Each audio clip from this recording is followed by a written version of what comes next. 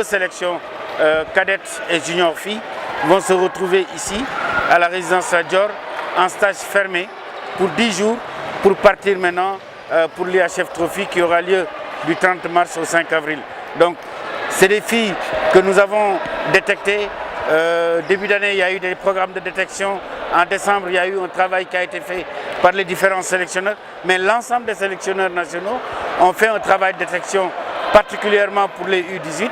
Et c'est ce qui nous vaut ce groupe de qualité que nous avons pu dégager, qui va maintenant apprendre à se connaître, à travailler ensemble, puisque l'IHF Trophy sera la dernière pour le Sénégal, parce que la règle, le principe, c'est que lorsqu'une nation se qualifie au championnat du monde, cette nation ne peut plus participer à l'IHF Trophy dans la catégorie. Donc, à partir de cette année, le Sénégal va jouer la Coupe du Monde au Japon en fin novembre, début décembre. Et donc, le Sénégal ne sera plus habilité sur la catégorie féminine à participer à l'IHF Trophy.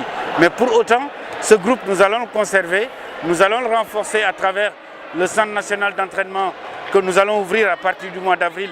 Le coach Fred Boujean va venir s'implanter au Sénégal pour travailler au travers d'un centre national d'entraînement, beaucoup travailler avec le milieu scolaire, avec les régions, pour véritablement avoir une filière féminine bien maîtrisée dans la perspective de 2022. Puisque 2022, notre souhait, c'est que les sélections nationales, la sélection nationale féminine qui va accueillir la Coupe d'Afrique des Nations en 2022, puisse compter dans ses rangs des filles venant du niveau local. Ce que nous n'avons pas encore aujourd'hui, mais comme je dis, il faut faire un travail sur le long terme, sur 4 ans, avoir un programme de développement sur la filière féminine pour pouvoir dégager des athlètes compétitifs pour pouvoir intégrer les sélections nationales. On avait dit on démarre le 9 mars. Malheureusement, vous êtes au courant que la fédération a perdu un de ses membres éminents en la personne de Théophile Diagne. Et il fallait donc qu'on diffère, qu'on laisse cette semaine s'écouler. Aussi bien le stage des filles était prévu le week-end dernier, mais on a préféré tout geler pour être dans le deuil. Et voilà, maintenant on va démarrer le championnat le 16 mars, Inch'Allah. Pour atteindre quel objectif? L'objectif, c'est d'organiser le championnat déjà. C'est bien l'organiser sur sa phase aller-retour.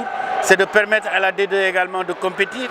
Mais c'est aussi sur cette saison, déjà la semaine prochaine, à partir du 18, les seniors dames et les seniors hommes vont aller aux éliminatoires aux Jeux africains à Conakry. Nos deux sélections ambitionnent de se qualifier au titre de la zone 2 et d'aller aux Jeux africains qui sont prévus au mois d'août.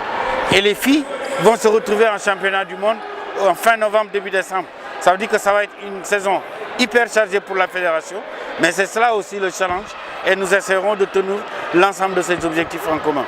Donc il nous faut sur les 4 ans travailler à faire sortir une sélection nationale de beach handball et donc la mission de Fred Boujean qui va à partir de maintenant être fixe au Sénégal, qui ne va plus entraîner des clubs en France, mais qui va venir animer avec les entraîneurs nationaux un centre national d'entraînement qui aura des ramifications.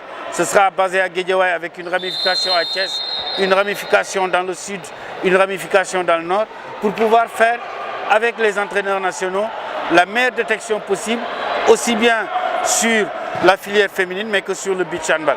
Mais donc, c'est cela, l'objectif c'est quoi? C'est que 2022, le Sénégal doit abriter la Coupe d'Afrique des Nations dames. Mais notre souhait, c'est que dans cette sélection nationale, qu'il puisse y avoir des joueuses qui ont joué ici, qui ont été formées ici et qui ont grandi ici, même si après elles peuvent retourner, partir en France pour vendre leur talent, mais elles reviendront parce qu'elles seront le fruit de la formation à travers ce centre national d'entraînement.